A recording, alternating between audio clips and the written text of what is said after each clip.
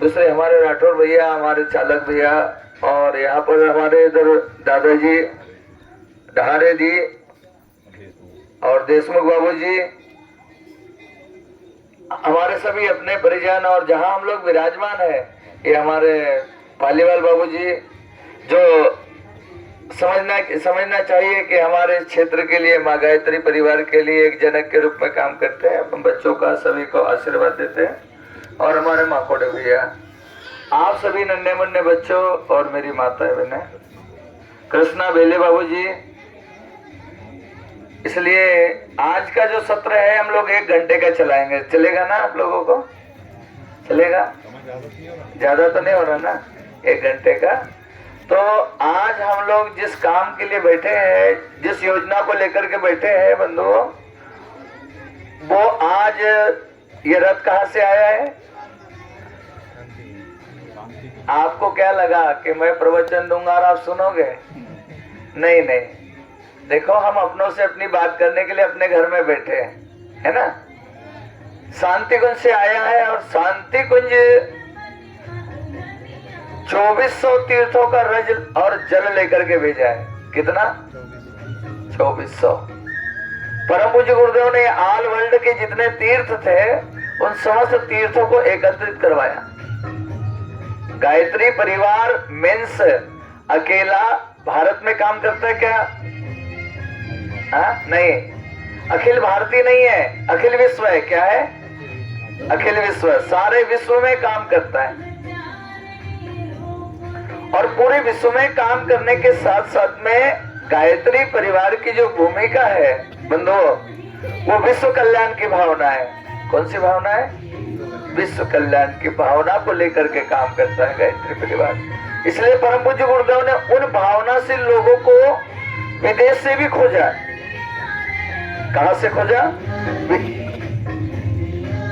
विदेश से भी खोज करके, और बंधुओं यहाँ सारा का सारा अपने शांति कुंज में उसे एकत्रित किया। सारे तीर्थों को सब महापुरुषों से बुलाया और उस तीर्थों को स्थापित किया।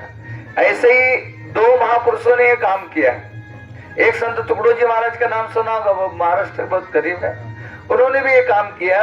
महाराष्ट्र में सर्वतीर्थमय कुंड बनाया, एक मौजरी में उनके गांव में सर्वतीर्थमय कुंड की स्थापना की और महामानव मंदिर बनाया।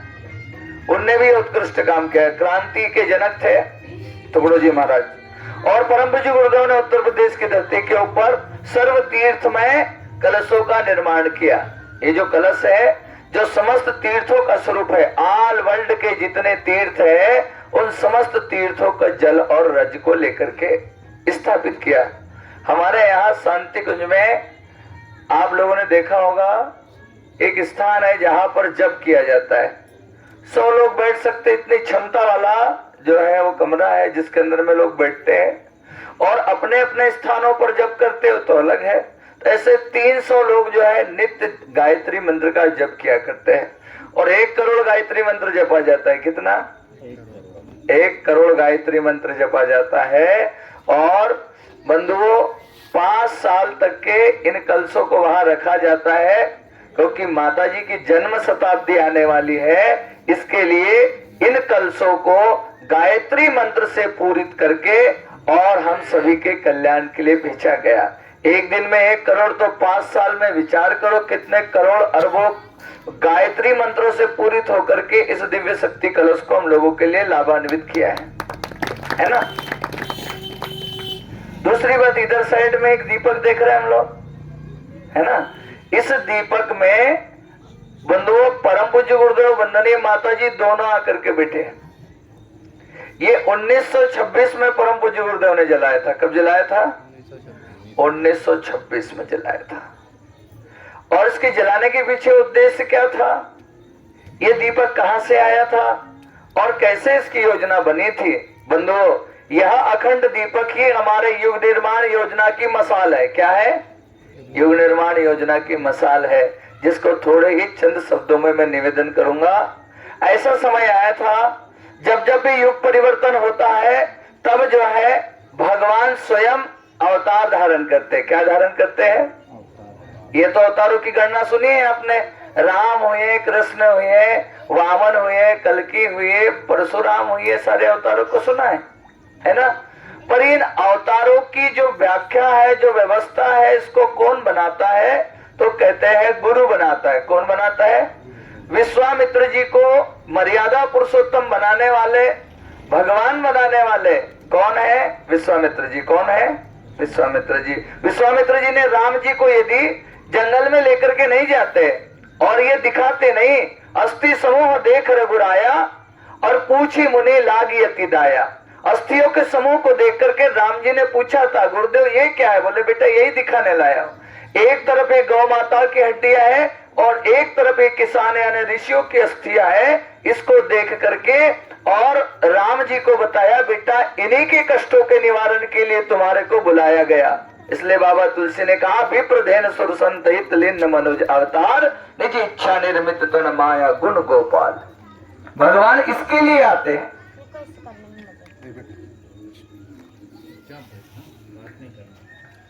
अब वो देखो उनका समय हो गया, बहुत देर से बैठे कि नहीं, वह तो थोड़ा घूम कर यदि आना हो ना आपको, आपकी आरती यही रहेगी। ज्यादा मूड हो बात करने का तो उधर से घूम के आने का, फिर अपना मूड शांत कर लिया, फिर आकर के बैठ गए। अब वानर लोग है, खेलना कूदना तो चले गए, है ना। बढ़िया आराम से घूम फिर करके आ सकते हैं आप थोड़ी देर में, 15-20 मिनट में। जब दिए जलाने के होंगे तो तुम्हारे को बुला लिया जाएगा, आप चिंता मत करना, है ना। क्योंकि यहाँ पर जो लोग बैठे हैं उन लोगों का भी कुछ उद्देश्य है, ऐसा कहते हैं। बोले परम पूज्य गुरुदेव की जय। ऐसा कहते हैं कि भगवान इसलिए आते हैं, पर भगवान को आते हैं तो कौन पहचानता है और उन्हें किस काम में लगाया जाता है? बंधुओं, विश्वामित्र जी ने सारे जगत के कल्याण के लिए रामचंद्र जी को एक श्रेष्ठ काम में लगाया कि तुम्हारा जन्म खाने पीने के लिए और राजा दशरथ के घर में डनलप के गद्दों पर बैठने के लिए नहीं हुआ। तुम्हारा जन्म काहे के लिए हुआ है? तो तुम्हारा जन्म इस काम के लिए हुआ है। अब बताओ, किसी राजा के लड़के को ऐसा कहा जाए कि एक काम करो, आप तो आपका घर छोड़ो और घर छोड़ करके आप तो युग निर्माण का काम करो, तुम तो ऋषि मुनियों की सेवा करो, गांव गांव जाकर के और गुरुकुल खोलो और गांव गांव जाकर के तुम तो भैया छोटे गरीब अमीर सबको एक साथ जोड़ो। अरे तुम तो मानव को नहीं, जानवरों को भी एक साथ जोड़ो, रीछ को, वानरों को, गिद्धों को, गिलहरियों को, सबको एक साथ जोड़ करके और फिर युग निर्माण का काम आरंभ करो। क्या ऐसे किया था राम जी ने? ऐसे किया था ना। केवट की नाव मंगाई, सबरी को गले लगाया, मां का दर्जा दिया कि नहीं दिया? पर ये किसने बताया था? विश्वामित्र जी ने बताया था कि राम जी तुम्हारा जन्म इस काम के लिए नहीं है। किस काम के लिए है? तुम्हारा जन्म तो लोक कल्याण के लिए हुआ है, तुम्हें यहाँ पर बैठना नहीं है, तुम्हें तो जाना है जंगल में। अब एक राजा के लड़के को जंगल में भेज करके उसको भगवान बना दिया। क्या बना दिया? भगवान बना दिया। बंधुओं, तो गुरु क्या करते हैं? भगवान बनाते हैं और कभी कभी भगवान ही गुरु रूप धारण करके आ जाते हैं। इसलिए किसी ने कहा है बड़े सुंदर शब्दों में, मेरे साथ ताली बजाना, ताल नहीं रहे तो चलेगा पर तालियों का ताल बराबर प्रेम से बजाना। स्वयं भगवान हमारे गुरु परम सौभाग्य हमारा है। स्वयं भगवान हमारे गुरु परम सौभाग्य हमारा है। स्वयं नारायण नर्तन धरे, स्वयं नारायण नर्तन धरे, हमारे बीच पधारा है। स्वयं भगवान हमारे गुरु परम सौभाग्य हमारा है। गुरु तो आते जाते पर नारायण कभी कभी आते। गुरु तो आते जाते पर नारायण कभी कभी आते। कभी अवतार लिया करते, पाप धरती पर बढ़ जाते। कभी अवतार लिया करते, पाप धरती पर बढ़ जाते। ब्रह्म ने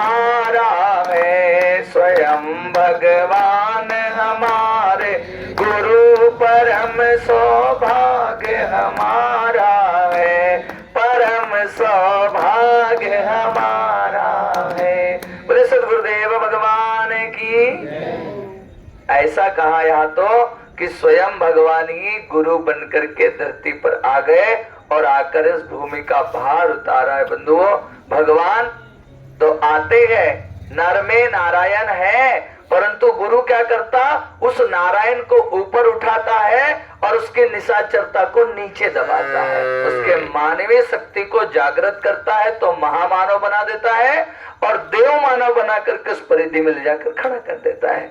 ऐसे ही कुछ हुआ समय, जैसे राम जी के समय में था, रावण का बड़ा आतंक था ना। नहीं बोलोगे तो फिर भैया जल्दी कहानी खत्म हो जाएगी, है ना, है ना। रावण के समय में बहुत बड़ा आतंक था, ये देखकर भगवान आए। वैसे ही एक समय था जब मेरा देश 200 साल के लिए गुलाम था। कितने साल के लिए? 200 साल के लिए गुलाम था। और उस समय में धरती पर महापुरुष का आना अति आवश्यक हो गया था। इसके लिए जब जब भी काल ऐसा आया तो उस समय में आज से 700 वर्ष पहले परमात्मा ने अवतार लिया, परम पूज्य गुरुदेव ने कबीरदास जी के रूप में। किस रूप में? कबीरदास जी के रूप में। कबीरदास जी के रूप में अवतार लेकर के और बहुत सारा साहित्य लिखा जो आज भी हम लोग उनके वचनों को गाते हैं। बंधुओं, मन लागा मोरा यार फकीरी में, जो सुख पाऊ राम भजन में, सो सुख नाही अमीरी में। बस कुछ ऐसे ही इनके साथ भी हुआ, मन लागा मेरा यार फकीरी में और जो सुख पाऊ राम भजन में, वो सुख नाई अमीरी में। परम पूज्य गुरुदेव का भी फिर दूसरा अवतार हुआ। बंधुओं, उस समय में क्या किया, कबीरदास जी ने बहुत सारे परिवाजक तैयार किए, है ना। हिंदू मुसलमान जाति धर्म आदि का सबका भेद मिटाया और इन्होंने भी कह दिया मानव मात्र, है ना। कबीरदास जी ने किसी में भेद किया क्या? नहीं किया। फिर दूसरा अवतार हुआ परम पूज्य गुरुदेव का समर्थ गुरु रामदास के रूप में। किसके रूप में? समर्थ गुरु रामदास जी के रूप में।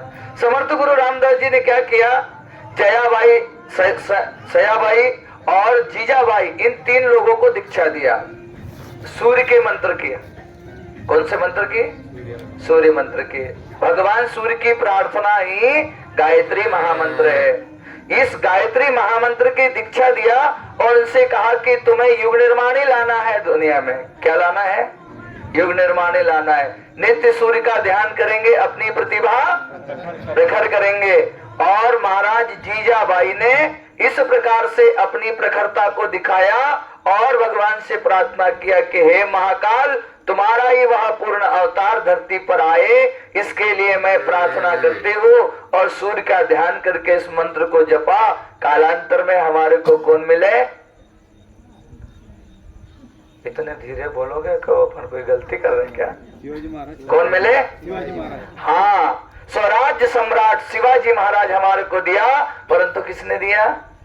माँ ने तो जन्म दिया, परंतु उसको यदि वीर शिवाजी बनाया किसी ने तो उनका नाम है समर्थ गुरु रामदास जी महाराज, है ना। समर्थ गुरु रामदास जी महाराज ने क्या किया, उनके अंदर से जो भय था, जो डर था, वो निकाल दिया और उनको बता दिया कि तुम तो सूर्य की तरह प्रतिभावान हो और तुम्हें सौराष्ट्र लाना है। क्या लाना है? सौराष्ट्र लाना है। सौराष्ट्र हमारा जन्म, नहीं बोलोगे? सौराष्ट्र हमारा जन्म सिद्ध अधिकार है और हम ये लेकर रहेंगे। इस नारे को लेकर के चले थे और बंधुओं, शायद हमारे को 1000 साल की गुलामी से निजात दिलाया। नाम था शिवाजी महाराज। क्या था? शिवाजी महाराज। तीसरा ऐसा समय आया, अज्ञान अंधकार में जीव डूबने लगा था और बंधुओं, भारत जो है, भारत के अंदर में अज्ञानता का जैसे आज जन्म हो रहा है ऐसे ही जन्म होने लगा था। उस समय में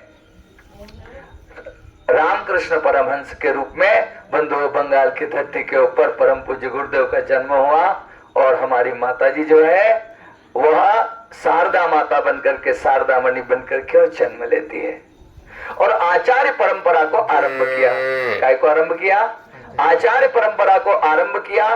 आचार्य का मतलब जो अपने आचरणों से, चिंतन से, चरित्र से और व्यवहार से एक युग निर्माण ही खड़ा कर दे, उसका नाम था बंधुओं विवेकानंद। क्या नाम था? है ना। माता शारदा मणि ने और गुरुदेव ने हमारे को कौन दिए थे? विवेकानंद जी एक बार शिकागो की धरती पर गए थे और ऐसा लाल भगवा पीला कपड़ा पहन कर गए थे तो लोग हंसने लगे थे, परंतु जब गुरु का शिष्य बोलने लगा, एक युग निर्माणी बोलने लगा, तो जितने विश्व के विद्वान थे वो अंतिम में आकर के और विवेकानंद जी के चरणों में गिर गए और कहने लगे, विवेकानंद जी यदि ये अध्यात्म विद्या, ये ज्ञान यदि सारे विश्व के पास में यदि होगा तो सारा विश्व सुख शांति और समृद्धि में जिएगा, कोई किसी से लड़ेगा भिड़ेगा नहीं, क्योंकि जो शिक्षा आपने दी है आपके गुरु को कोटि कोटि प्रणाम है। क्या बोल रहे हैं? आपके गुरु को कोटि कोटि प्रणाम है। इनका नाम क्या था गुरुदेव का? ठाकुर रामकृष्ण परमहंस। इन्होंने हमें कौन दिया? विवेकानंद दिया। और विवेकानंद ने समस्त धरती पर जो है अपने भारतीय संस्कृति और सनातन का ध्वज लहरा करके भारत को विश्व गुरु बना दिया। क्या बना दिया? भारत को विश्व गुरु बना दिया। परंतु इस गुरु को, विश्व गुरु बनाने वाले को किसने बनाया? नहीं बोलोगे? गुरु ने बनाया। किसने बनाया? ठाकुर रामकृष्ण परमहंस, जो माँ भगवती महाकाली जिनके हाथ से भोजन किया करती थी, बंधुओं ठाकुर रामकृष्ण परमहंस ने बंधुओं हमारे को दिया। कौन? विवेकानंद। और फिर अगला जन्म हुआ बंधुओं आवलखेड़ा की धरती पर। दो दंपति थे ब्राह्मण परिवार में, पंडित रूप किशोर शर्मा और माता दान कुंवरी देवी। पंडित रूप किशोर शर्मा जी उस समय के भागवत के प्रकांड विद्वान। 1911 में तो हमारा देश गुलाम था, तो उससे पहले जो भागवत कथा करते रहे होंगे उनके पास में कितना हौसला और कितना बल रहा होगा बंधुओं, जब अंग्रेजों के बीच में रह करके और भागवत कथाएं और सत्संग किया करते थे। विचार तो करो, परम पूज्य गुरुदेव को तो हम लोग जानते बहुत अच्छे से ना, परंतु परम पूज्य गुरुदेव जहां से आए हैं, विचार तो कीजिए कि पिताजी भी कितने महान है। उस समय में श्रीमद् भागवत की कथाएं सत्संग के माध्यम से जनमानस को एकत्रित किया करते थे। और माता जी का नाम था दान कुंवरी। क्या नाम था? दान कुंवरी। दान मतलब कुछ सब कुछ देने वाली, और कुंवरी का अर्थ होता है एक सुंदर बहू। उत्तर प्रदेश की धरती के ऊपर कुंवरी का अर्थ होता है बहू। माता जी ऐसे छोटा जो तबका होता है उसको अपने गले से लगाया करती थी। उसके पास में जो रहते थे उनको अपने शरीर के अंगों की तरह मानती थी और सेवा क्या करते थे। बंधुओं कालांतर में क्या हुआ, माता भगवती दान कुंवरी ने एक दिन अपने पति देवता से कहा कि अब मेरी इच्छा होती है कि हमारे घर में भगवान आ जाए।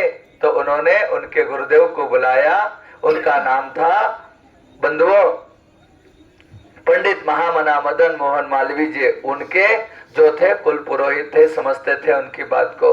तो उन्होंने बुलाया, बोले हमारे घर में भगवान आ जाए, एक अच्छा व्यक्ति आ जाए, एक अच्छा इंसान आ जाए, उसके लिए हमें क्या करना पड़ेगा? तो बोले मैंने जो श्रृंखला बताई, ये शिवाजी हमारे को जिसने दिया, संत कबीर ने जो है परिव्राजक हमारे को प्रदान किया, विवेकानंद आए तो इसी सूर्य के मंत्र के जपने से आए, और यही सूर्य का मंत्र आप भी जपो।